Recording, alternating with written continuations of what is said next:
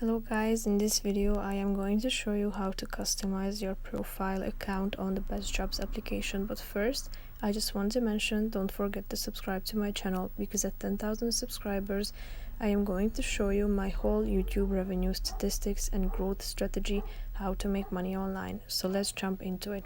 First of all, open the app on your phone.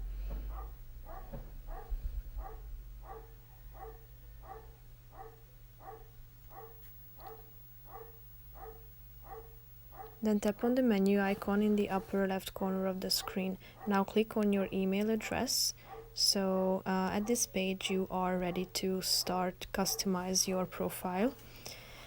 First, you can upload a picture of yourself by clicking on the upload photo icon in the middle of the screen.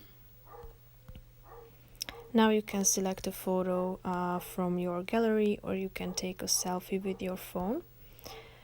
Now you have to type in your first name, last name, your company's name, registration number, your phone number, and your location by typing it in, clicking on it. So now if you are ready with all these steps, all you have to do is saving these details by clicking on the save icon in the upper right corner of the screen. So that's pretty much it for this video. I hope you found it helpful. If you did, please consider subscribing, and see you in the next video. Bye bye.